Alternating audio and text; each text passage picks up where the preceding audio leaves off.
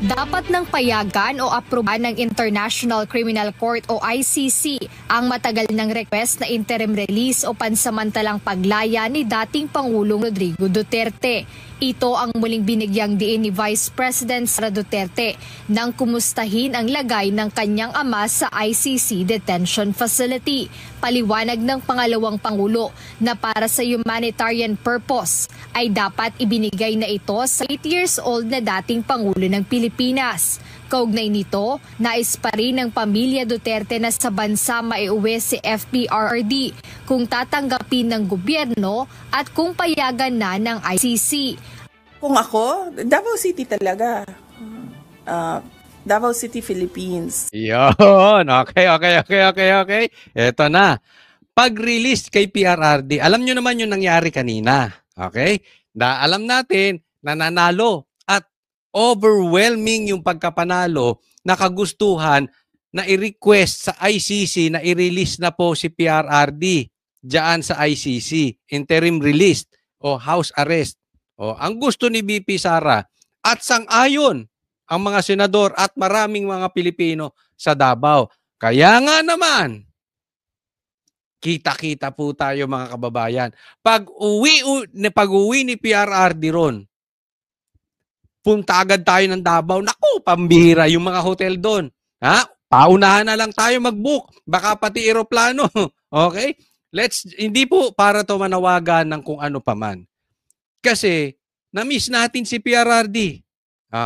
Ipakita natin yung support natin. Hindi lang po taga Davao ang magse-celebrate buong Pilipinas.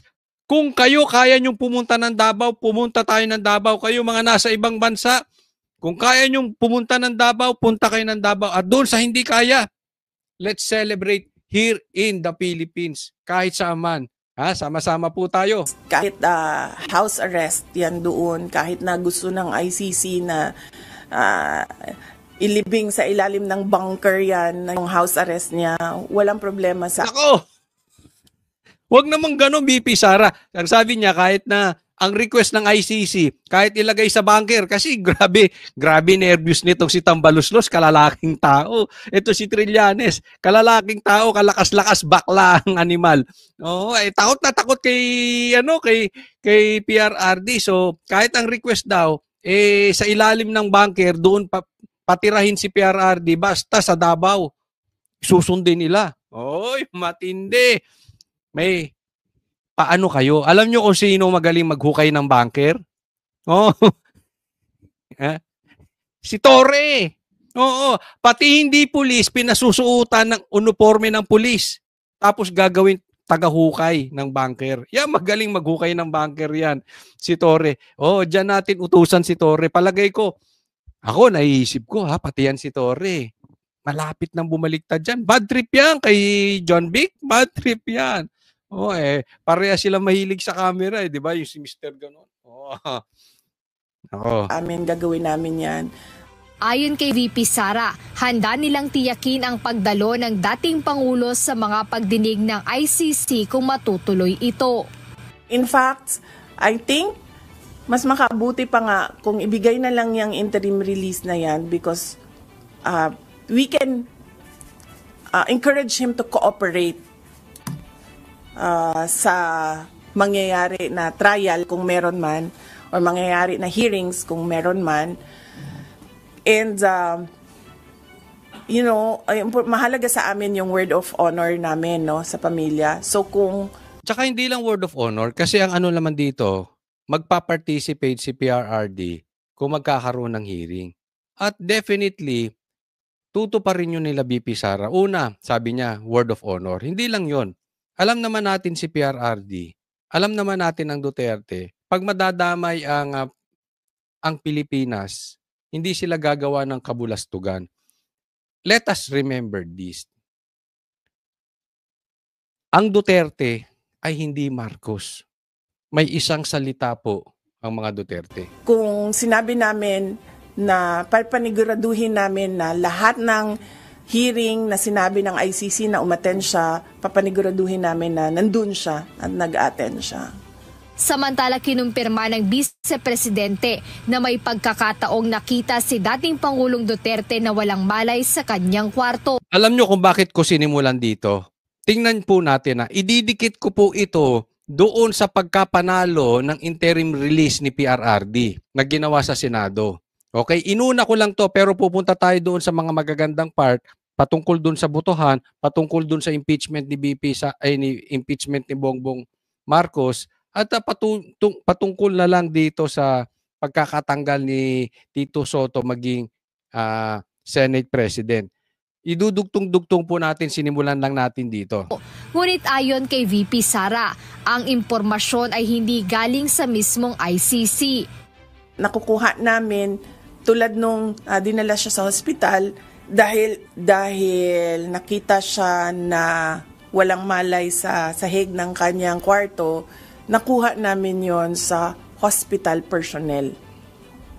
Hindi sa detention unit, hindi sa ICC. Yun ang malupit doon. Isipin ninyo, walang malay ang isang 80-year-old sa sahig. Sa hindi niya bansa, wala siyang kamag-anak, that is very dangerous. Sobra po yan. Yan po ay hindi na makatao. Tapos, hindi in-inform ang family in real time. Hindi agad-agad in-inform. Sa katunayan, nalaman lang to nila BP Sara doon sa ospital. So, hindi ICC ang nagsabi. It means, hindi nila kayang alagaan si PRRD at itatago. So, napakadelikado po niyan.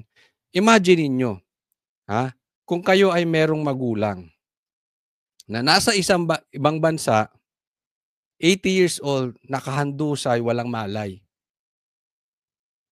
'Di ba? Hindi ba 'yun nakakagalit? Dahil dito, iginiit ni Vice President Duterte na tila walang kontrol ang ICC pagdating sa seguridad ng kanyang ama. Mismong ang kanyang ama na rin ang nagsabi na hindi lang isang beses nangyari ang insidenteng siya ay natumba o natagpo ang unconscious o nawalan ng malay sa kanyang kwarto. Tinanong ko siya, alam ko tinanong din siya ng lawyer, hindi ko lang alam kung anong mga incidents, but tinanong ko siya kung totoo ba, and then sabi niya, hindi naman yan yung una. Madaming beses na ako na natumba was his term. Jed. Alam mo, hindi naman, hindi first time yan Kahit dito, di ba, doon sa bahay nila, natumba na si PRRD, nalaglag sa hagdan. Nabalita pa yan before pa mapapunta sa ICC si PRRD. Doon nga pa lang sa bahay. So, hindi po gawa-gawa ito. Talaga pong sakit. At ang delikado sa isang matanda. Kaya ito pinag-iingat ko ang aking tatay dito. Sabi ko, it's very important na nag-exercise ka kasi pag tumatanda ka, nawawala yung muscles at yung pag nawawala yung muscles, sumihina yung mga pangangatawan. Tapos, isang tumba, diyan na po nagsisimula yung sunod-sunod na sakit. Diyan na nanghihina ang matanda Kasi nawawala yung balanse, matutumba, mauuntog, mababalian. Pag nabalian, tuloy-tuloy na po. Yan po ang nakakatakot. At yan na po ang nangyayari kay PRRD.